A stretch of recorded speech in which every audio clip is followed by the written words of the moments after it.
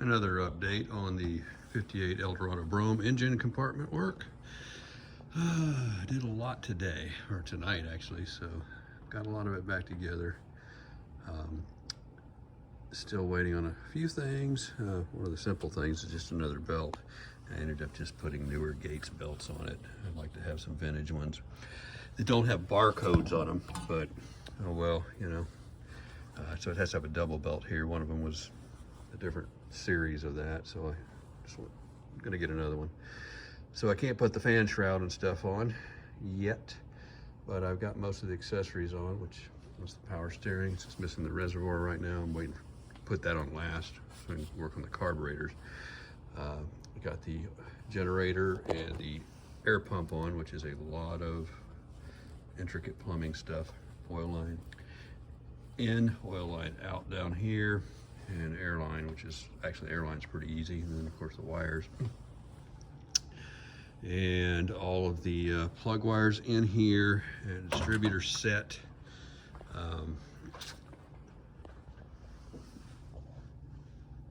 Got all those wires routed pretty well there. And it's interesting that this, pick a year, 50 or 49, I think even, all the way up to the OHV motor with the distributor in the rear. I can't remember on the ones in the front because they switched, I think, in 62 maybe? Is it 60 has it, maybe 61 is still in the back.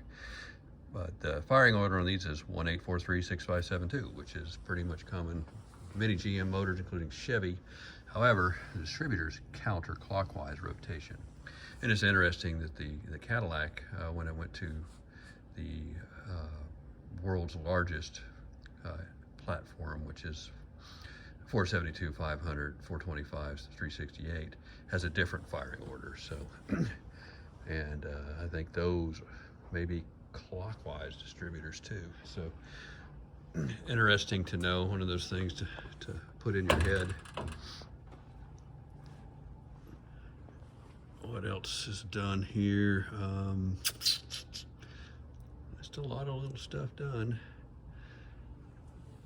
The carburetors will be fun to put back on. They have a lot of small plumbing to them. Of course, the fuel lines are pretty difficult in themselves, but then you've got the vacuum advance, which is a hard line, which is threaded in. You know, most people just cut them off, put hose in there, but this one still has it with a brass fitting on the ends, a brass line, or copper tube, kind of like this for the vacuum advance line. And I'm going to redo all of these. I'm going to put some good fuel thread sealant on these just to make sure they don't. I'm going to pull it all apart and put it back together before I start putting the carburetors on. Just I can have a feeling I'd put it all together and it would leak here. Never did before, but it will. This is just laying there for now because I'm going to be able to take it off when I do the carburetors.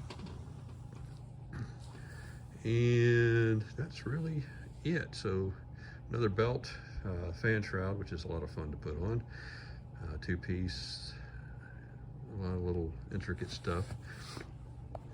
And then we've got another part here I'm trying to determine, and it's an air-conditioned high idle solenoid. So here's the coil to it, and it didn't work before, but one of the wires was, you can see in there, was popped off, so I soldered it back on and haven't been able to test it yet because I got to put the whole thing back together. It has all these little pins and valves in it here for vacuum and springs, so that's a lot of little intricate stuff. And that whole thing is over here. Where did I put that thing? Anyway, I forgot where I put it. It's around here somewhere. Oh, I know, it's hanging because we repainted it. So yeah, this is a very expensive piece. If you see it, I think it may be just specific to tri-power air cars.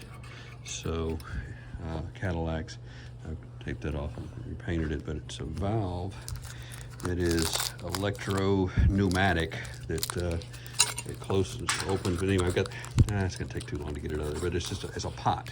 It goes in and out, vacuum goes through it, has a hard line to it, And God, that did turn out good. I gotta have to sand that. That's crappy. It's too cold today to paint it.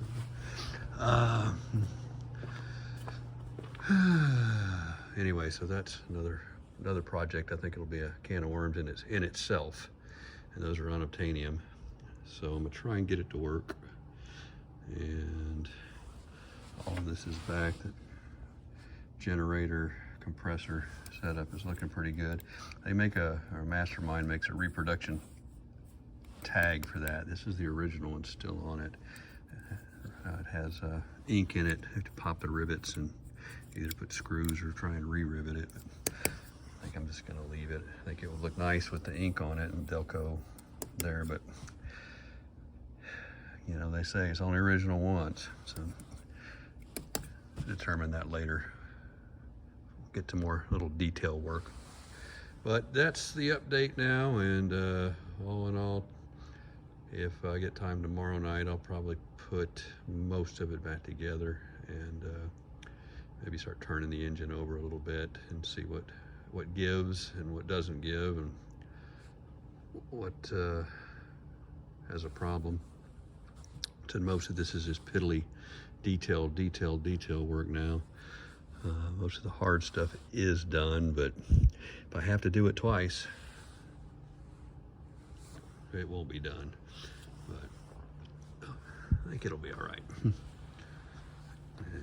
as I left I usually when I do these, I'll pull the compressors off too, but this still has R12 in it, and it's still charged, and it still works.